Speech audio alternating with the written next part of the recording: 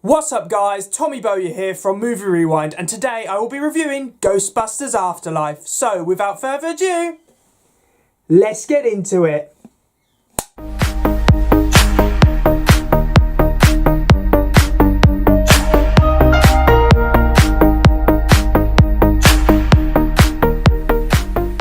Ghostbusters Afterlife was released in 2021. It was directed by Jason Reitman, and I'm going to be honest here, I have never seen anything related to Ghostbusters before. For some reason, it's just a franchise which has never really interested me. So when I was invited to go and see it with someone who was quite a big Ghostbusters fan, I had no idea what to expect from this film. I had no idea how I was going to feel at the end of it, but you know what? I was very impressed. This was a fun, exciting and very entertaining film. Now I'm going to make clear, this is a spoiler review. There will be spoilers for Ghostbusters Afterlife in here. So if you haven't seen the film, I would suggest you go and see it before watching this review. The actual storyline of this film is pretty simple, but that's not to say it doesn't work. There's some good plot twists throughout this film, which I think are done really, really well. Plus, I would say that this film succeeds because of the interactions between such likeable characters. There's so much witty dialogue throughout this film, and they have so much fun with the material they are working with. There's so many references and callbacks to previous Ghostbusters film, which I think is great. There's a lot of nostalgia here and they use it really, really well.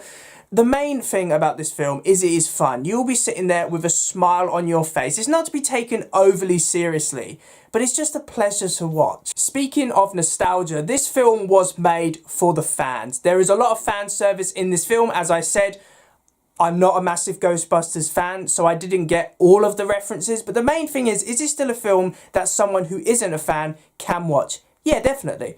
I managed to keep up with it. I understood what was going on. I found a lot of enjoyment in it. And if anything, it actually made me want to check out the earlier Ghostbusters films, which is great. I would say Ghostbusters Afterlife is a celebration of the first two Ghostbusters films. And I think that's a great thing. Sometimes you can have a film which is primarily for the fans. That's not a bad thing, because fans stick with a franchise throughout. So yeah, they did a good job with all the fan service. I felt that that worked well, and they used nostalgia really, really well. One little criticism I have with this film is, out of all the four Ghostbusters they have in this film, they could have done more with Lucky Domingo. Now, the actor is really, really good.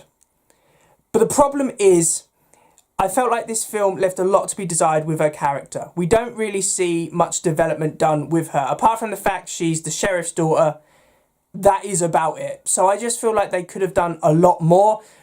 Who knows, maybe if they do a second film, we could see that character develop a lot more.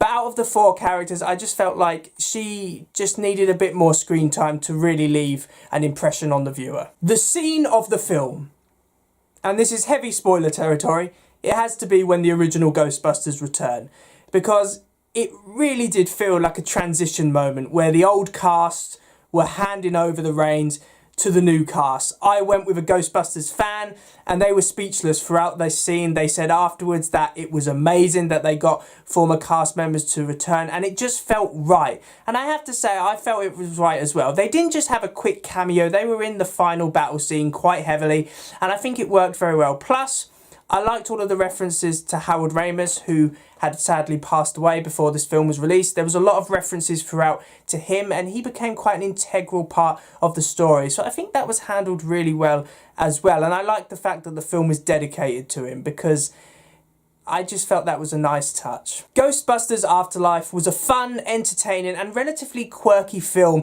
which made the most of the source material that it had. It is a film for the fans, but that is not a bad thing. I think Ghostbusters fans had to sit through the 2016 reboot, and now they finally have the third film that they always desired, and who knows, because they have a young cast, I could definitely see them making more films, and I would watch them as well, because that new cast are very good and I think they have the potential to grow. So overall, I think Ghostbusters Afterlife definitely deserves a silver ranking. I'm not a Ghostbusters fan, but this film was impressive. I really enjoyed myself, and it really does make me want to check out the previous two Ghostbusters films. We'll leave the 2016 reboot out. So thanks for watching, guys. I really do hope you enjoyed my Ghostbusters Afterlife movie review. Please remember to like, comment and subscribe in order to receive great and maybe even improved quality content in the future, and I will see you in another one. See ya.